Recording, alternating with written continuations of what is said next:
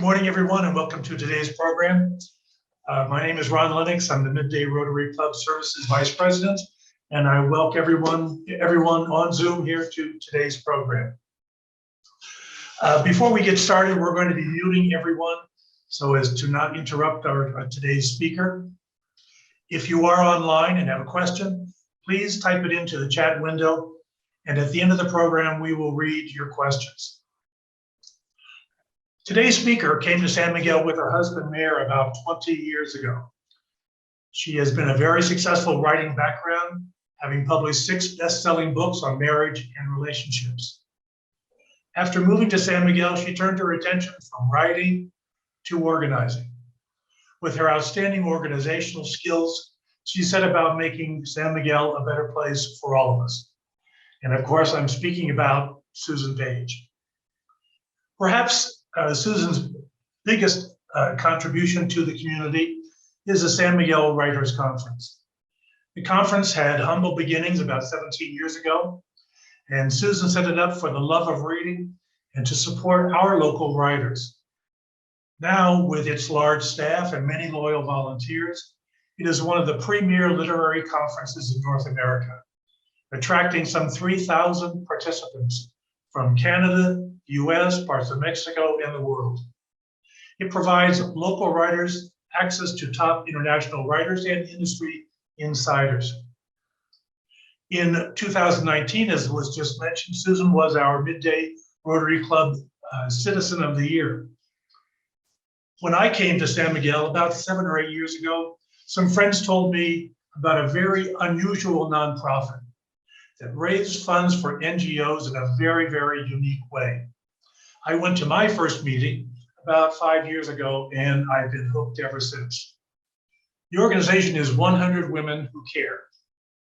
Fortunately for me and a few others on the call, the organization is also open to men. Susan, assisted by other women in the community, organized 100 Women Who Care about 9 years ago. They hold quarterly meetings with a simple format to raise money for NGOs and groups doing good for the community. Susan, I wish we were able to meet in person today. I admire you so much. Thank you for all you do to our community, and please take it from there and tell us more about 100 Women Who Care. Thank you so much, Ron. Thank you for that lovely introduction. I appreciate it. And I'm very pleased to be here to spread the word about 100 women and men who care. We welcome men heartily to join us, and we didn't change our name to 100 People Who Care because we are loosely affiliated with other organizations around the US mostly, and we decided to keep our name 100 Women Who Care, but we heartily welcome men. So it's really kind of a miracle of fundraising because we mostly associate fundraising with a lot of time and energy, fundraising events, luncheons with wealthy people, and approaching patrons and all of the energy that goes into fundraising. And this system could not be simpler. It literally takes us 4 hours a year to raise all this money. In case you aren't familiar with how it works, we meet 4 times a year. We meet in January, April, July, and November for 1 hour each time. The Rosewood Hotel has graciously donated their ballroom and now their outdoor amphitheater for our meetings. We're very grateful for that because it's centrally located. It's a beautiful venue for our meetings. We used to meet in the ballroom. Now we're meeting outside because of COVID. So for each meeting, every member brings 1,000 pesos. Now, when we started this organization 9 years ago, 1,000 pesos was about $100 in equivalent dollars. And now, because of the exchange rate, 1,000 pesos is more like $50. So we encourage members to consider bringing 2,000 pesos, but it's not mandatory at all. We started a new category of membership called Sin Límite, so without limits, so that you can bring as many pesos as you can. but many people bring 1,000 pesos and some people bring 2,000 pesos. So you sign that in at the beginning of the meeting. And then if you are a member, you can have nominated, and many members have nominated NGOs to be, as we say, in the hat or in the ring to be chosen. And so we have about 20, more or less 20 NGOs at any given time who are hoping to be selected. We throw those names into a hat, and at each meeting, we simply draw 3. So there's a very much of a random element to it. And so we draw 3 names. Each of those 3 organizations has the opportunity to give a 5-minute presentation about what they do and how they would use the funds if they receive the grant that day. They speak for 5 minutes, and then we allow 2 minutes for questions, and there often are questions. So that we hear those presentations, and then we vote. If you put in your 1,000 pesos, you can vote. We also allow teams, so some people join as a team of 2, and there's only 1 vote per 1,000 pesos. And then we vote, and whichever organization wins the vote, that organization gets the entire grant for that was raised at that meeting, and that's it. And we all go home. So it couldn't be simpler. You know, I'm going to give you a little sense of our history and some of the milestones that we've gone through. And I want to give a shout out to this woman who has had a major impact on San Miguel, even though she doesn't live here anymore. Her name is Jody Fagan. She raised her family here, but about 14 years ago, she moved to Santa Fe. But it is Jody Fagan who suggested that we start a 100 Women Who Care chapter here. She was in on the initial meetings. And I don't know, actually, I don't think she was in on the initial meetings in person, but she still maintains our mailing list and sends out our emails. So she's a member of the steering committee. And coincidentally, it is also Jody Fagan who first suggested that we have a writers' conference here in San Miguel 18 years ago. And she was in on starting the first writers' conference. So she's had this major impact, even though she doesn't live here anymore. She was the idea behind 2 of our major programs.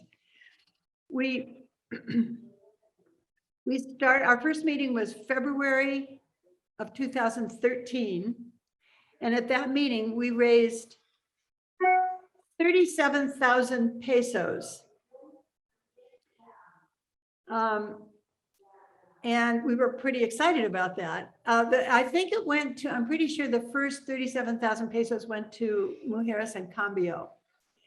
And ever since that 37,000 pesos, we've been growing and growing and growing the amount that we gathered each time until now, as of now, we have raised more than 3 million pesos, which is about 150,000 US dollars, that has been distributed to 42 of our wonderful NGOs here in San Miguel. Well, one of our guidelines is that the NGO, the recipients have to be San Miguel organizations. We want our impact to be here in San Miguel. You know, one of my favorite writers, Clarissa Estes, says, ours is not the task of fixing the entire world all at once, but of reaching out to mend the part of our world that is within our reach. And that is one of the guiding guidelines of our organization, 100 Women Who Care, because we want to make an impact locally. We only had one exception to that, which I'll tell you about in a minute. So from 37,000 pesos, it took us about 4 years to reach our goal of 100,000 pesos. And I want to tell you, when we reached that goal, and when I was able to make the announcement that we had reached our goal of 100,000 pesos, There was not more excitement in the room than there would be if we scored a soccer goal. That's kind of what it reminded me of. I mean, we just tore the roof off the ballroom. We were so excited to have reached that goal of 100,000 pesos. And ever since that meeting, we have achieved that goal, 100,000 pesos or more. Very often it's about 120,000 pesos or somewhere in there until COVID. And we did not meet for one meeting during COVID. We just canceled the meeting altogether. Then we decided that we could meet if we met outside in the amphitheater. And that has been successful. We keep our distancing, we wear masks, and we're outdoors in the amphitheater. So, but we've never reached our goal of 100,000 pesos since COVID.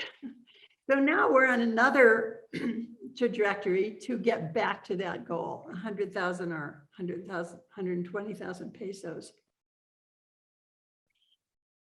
One of the fun things that occurs sometimes at meetings is what I call collateral benefits. For example, one wonderful meeting, one of the contenders was Casita Linda, and Casita Linda did not win that day. All kinds of factors go into who wins. It's very interesting to watch. Part of it depends on the quality of the presentation, and we encourage the organizations to polish their presentation, maybe bring a few visual aids or prepare it well ahead of time. And sometimes people think that very valuable organizations already have sort of a bigger budget than others, and all kinds of factors like that go into who wins. It's very interesting. The Casita Linda didn't win that day, but the presenter had told how much it cost to build one of their houses. And this man stood up after we announced the winner and everything. He stood up and he said, "I'm going to contribute the amount to build the next house." Just as a gesture individually, he agreed to do that. And we were, I mean, it was thrilling. So one of the things that happens at our meetings is that we learn about other NGOs. I mean, there are some that we are not all real familiar with that are doing wonderful, wonderful things.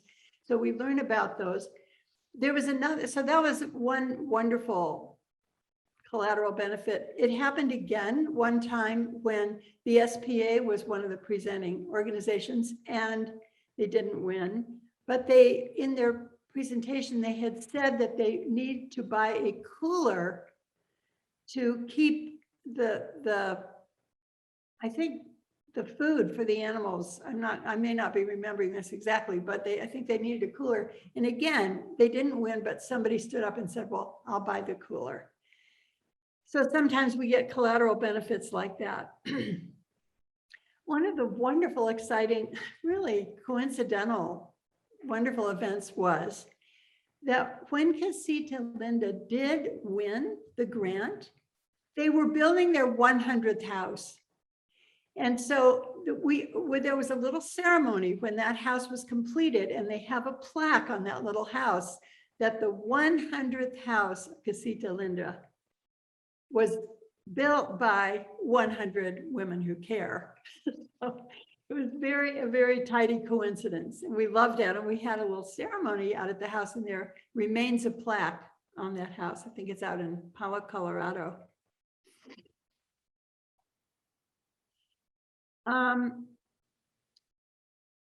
So as I said, we want to, we're striving now to reach our goal of 100,000 pesos again. One fun little story is that one time the presentation was by these two men who were fathers, both fathers of sons who had autism. And they were starting a little organization for autistic children. They gave a very moving presentation. It was in Spanish. We always have translators on hand to help us because we conduct our meetings in English, but we really welcome Mexicans, of course. And so these men gave a very moving presentation and said they wanted to gather together other people, the other parents who had autistic children, and they were ambitious and clear about their goals. And we funded them.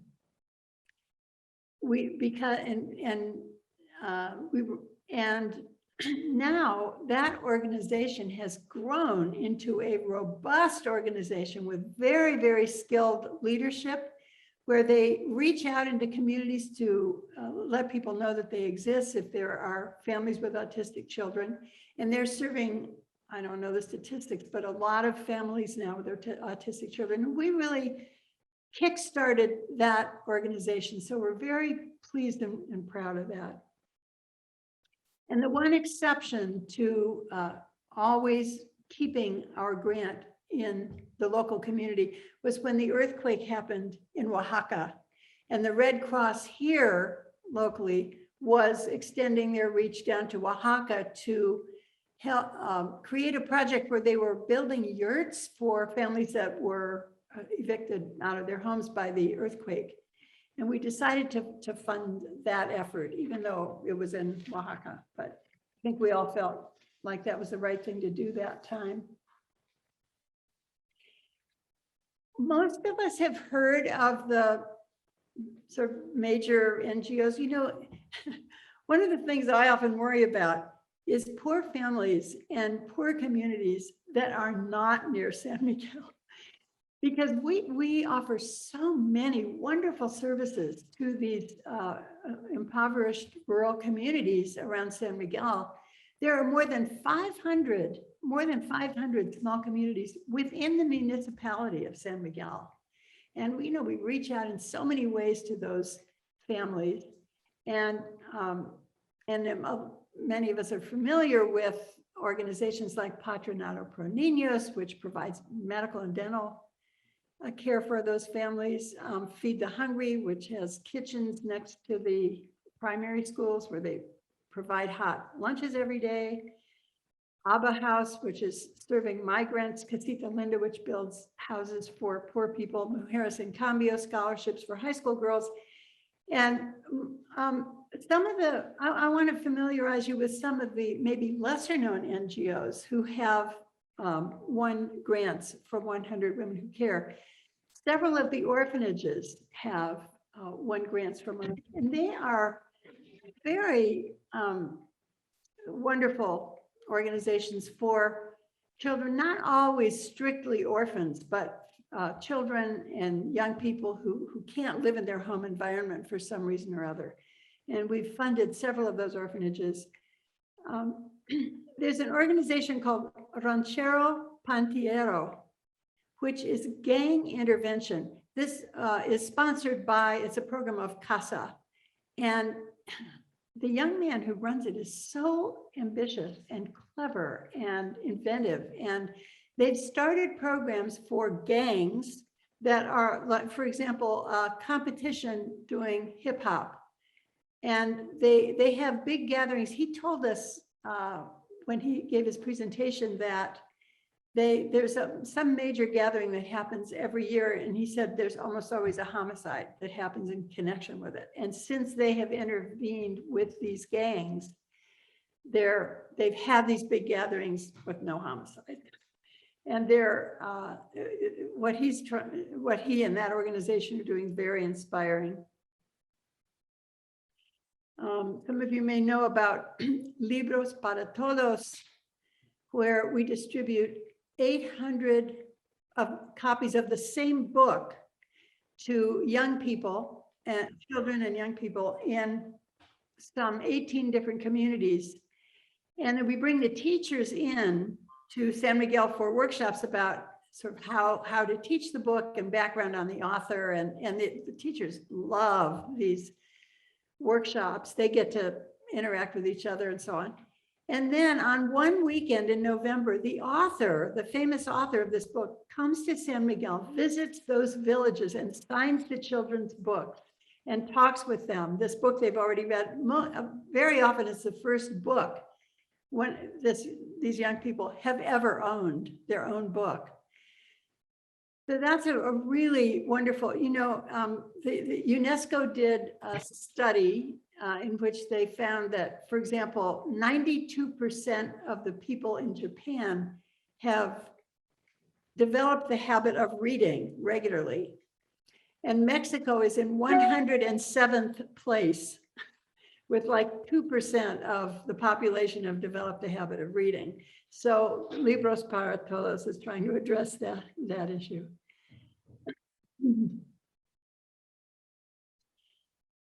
So our next meeting is next Monday, which is January 17th. Welcome you all to come because, you know, these meetings are very fun.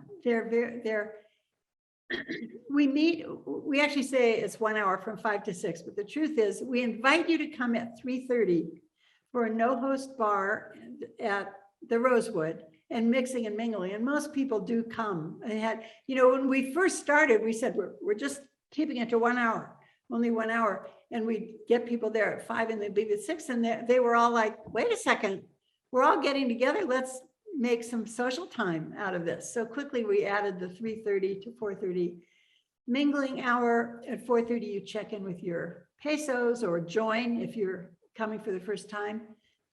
And then the meeting is from 5 to 6, and then we all go upstairs to the rooftop and have a drink. We encourage people to patronize the Rosewood since they're donating their space. So our next meeting is on the 17th. Come at 3:30 if you want to mingle, and then you'll be out of there by 6.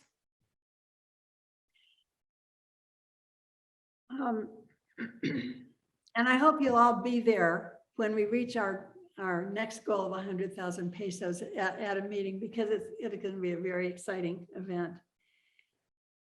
So, you know, I'm reminded of the famous saying by Margaret Mead, which is definitely true for 100 Women and also true for Rotary, where she says, never doubt that a small group of thoughtful, committed citizens can change the world. Indeed, it is the only thing that ever has. So that's true of you guys, and it's true of 100 Women.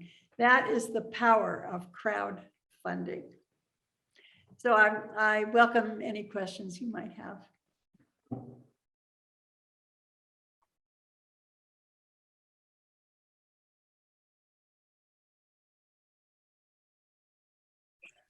Okay, so if anybody has any questions for Susan, raise your hands and unmute your microphone, and we will get to you. Let's see, Dorothy, Rotarian, new Rotarian, Dorothy Wallstein. Go ahead, Dorothy.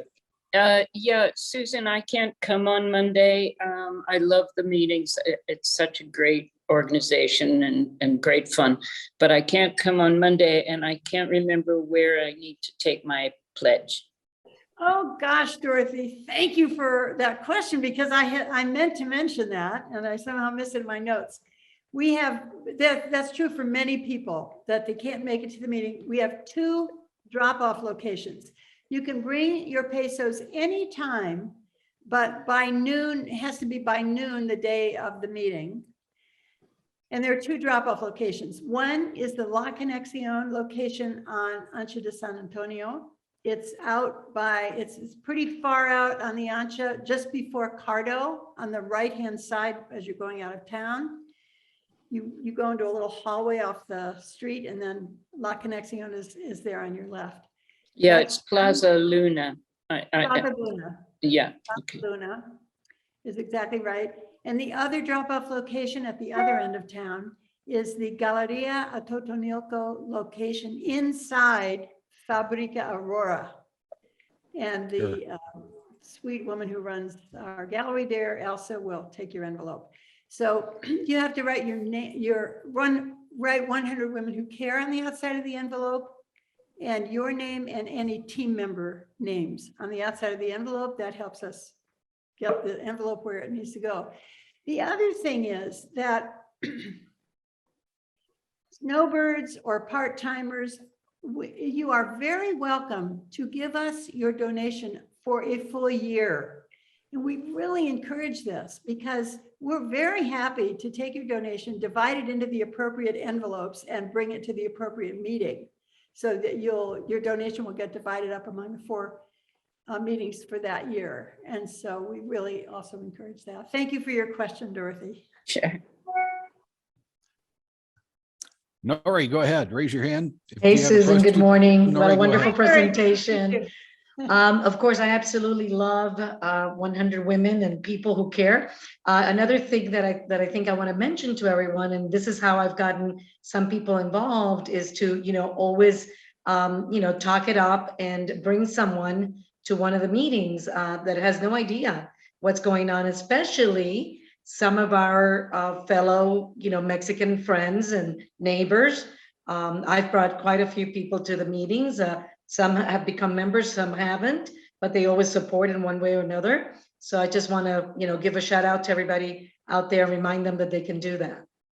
And bring a friend. Yes. Yes. Very, very good point. Thank you, Nora.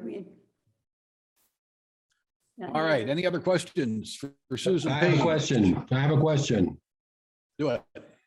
Susan, do you have any groups that belong, like could Rotary Midday be a contributor every month as a club, or do we have to do it as individuals? Oh my heavens. That's a fantastic idea. Right? I don't think anyone has ever mentioned that before, but we would, oh my gosh, we would hugely welcome that. It's a great idea for Rotary to be a member as a group and contribute every, it's a fantastic idea. We could We be would welcome 28 that. people I who don't think it's care. happened before, but we would open the door to you. Yeah. My other question is, by the way, Hospice Care by Mitigari was a beneficiary of 100 Women also, and it was a huge help to us.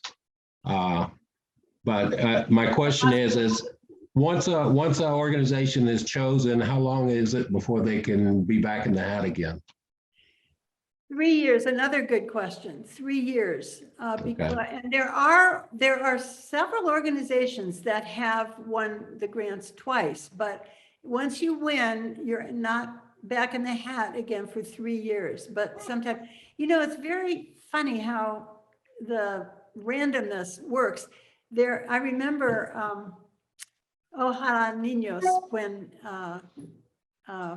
Elsa Marie was very involved still, and she faithfully came every time, and she had her little speech all prepared, and she never got drawn out of the hat. We were all so frustrated.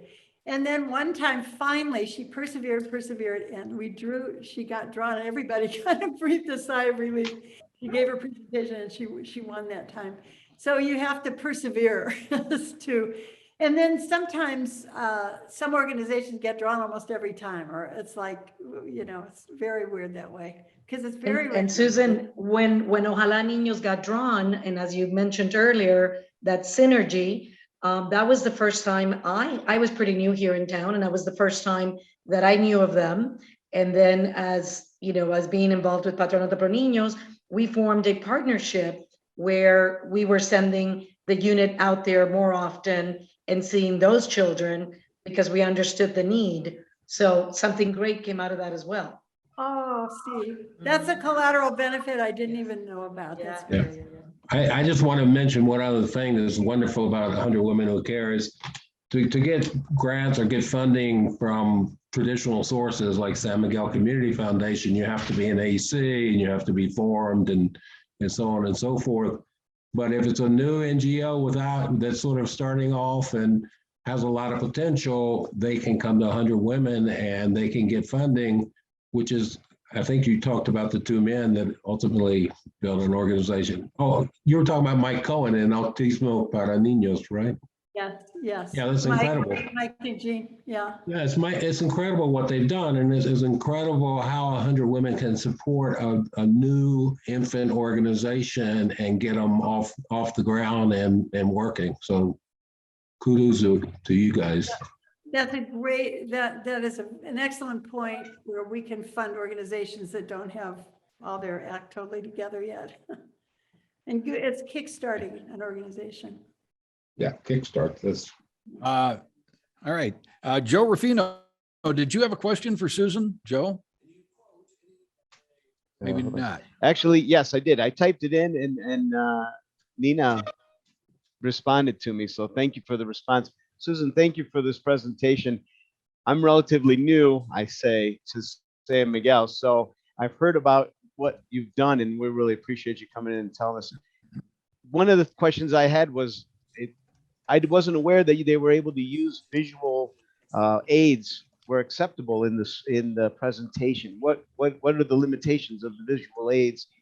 I mean, can they have a projector? Can they show a clip of something, or is it something that they walk in with and are able to show? Usually it's a poster with photographs that are big enough for people to see, or a chart, maybe a graph.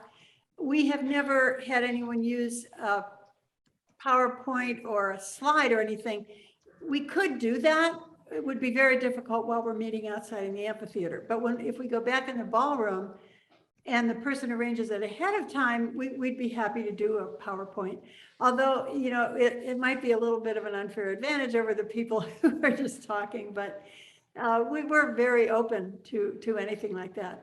And, you know, another thing I meant to mention that I didn't is one of the most exciting parts of each meeting is when we hear a report from the group that won the grant the last time. We always highlight that group. We give them 5 or more minutes to tell us exactly how they used the grant that they received and to tell us their success story. And it's very moving. And more often they use visual aids sometimes, or they bring in teenagers who benefited from the program or that sort of thing. One of the organizations that won a grant one time, it's called education. They provide psychological counseling and aid to troubled teenagers. And one of the things that they have to do a lot is suicide prevention. So they gave a very moving presentation. Who knew about all of these problems among the teenagers? And they brought a couple of teenagers who had benefited from that program. And it was very, very moving. So we always hear from the people who won the grant the last time, every meeting. Tom Schneider, you got a question for Susan? Well, I may not have been listening close enough, but everybody gets 5 minutes. The 3 people that are drawn out of the hat, it somewhat sounded like you just dropped somebody out of the hat, but those 3 people, and then each member who gave 1,000 pesos gets 1 vote. And then they vote. I guess I just didn't really hear you talk about that part of the procedure. Was I not paying attention, Susan? Or Yeah, I did mention that. We draw 3 out of the hat. Those 3 each give a 5-minute presentation with 2 minutes for questions. And then we all, if you paid 1,000 pesos, you get a vote. We all vote. Yeah, right. That's how it works. Well, and then how we were doing during the Peace Poll, when we were fundraising for that, I gave a pitch and actually I was drawn twice in 6 months, which was kind of, you know, serendipitous to begin with, but we didn't win. Actually, the gang people won, but we got everything over 100,000 pesos to the 2 runners up. And it really helped during the Peace Poll to have just some cash around to pay things that we can't really get facturas for and things that Rotary needs. So I don't know if you still do it that way, or I guess you're not getting over 100,000 pesos, so you don't need to. But that was a nice sort of consolation prize that that used to happen in a pre-COVID world. Gee, Tom, thank you for mentioning that. You know, what happened is at one time, it was actually Libros para Todos who won, and they had won 130,000 pesos or something. And the director of that, Daniela Franco, stood up and was very gracious. And she said, you know, we're very, very happy to get 100,000 pesos, and we're happy to give the rest of it to the other two organizations. It was very generous and very sweet. And that's the way we divided the money up that time. And then we thought, gosh, that's a nice idea. Let's do it every time. And it lasted about 2 more meetings. And then we decided it was too complicated, that not all the organizations wanted to give up their extra 20,000 pesos or whatever.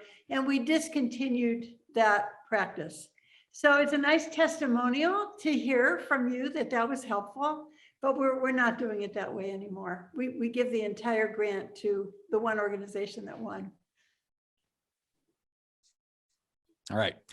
Any more questions? Let me check the Brady Bunch wall of pictures here and see if anybody's got their hand up. I think that pretty much covers it, Susan. I don't see anybody else that's got a question. So Susan, we want to thank you for being here. I don't know whether you can see that or not. Hopefully on the big screen there, you see a certificate of appreciation, which we will send your way. We appreciate your presentation to our club today. And so a donation of 10 polio immunizations will be made in your honor to the End Polio Now campaign. And we thank you for joining us today.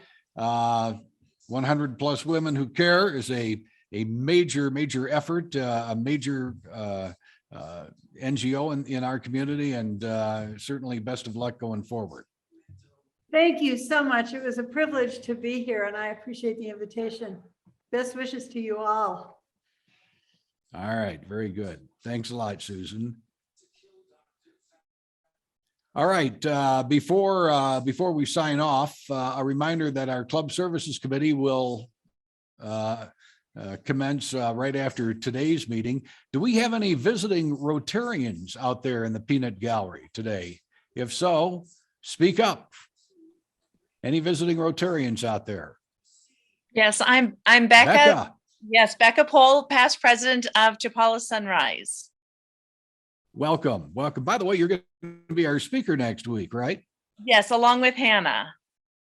Tell us about that. Well, Hannah and I met many years ago, and we got together because she was my translator to teach girls about menstruation and the health, and to give out some reusable menstrual pads. And we have just kept connecting over the years, and she now has her own teaching program, and I have my own style of reusable menstrual pad, which is a super wonderful pad. And we have women in our area that do the sewing. And so as a nurse, I'm concerned with the health. As a woman, I'm concerned with the empowerment of these young ladies.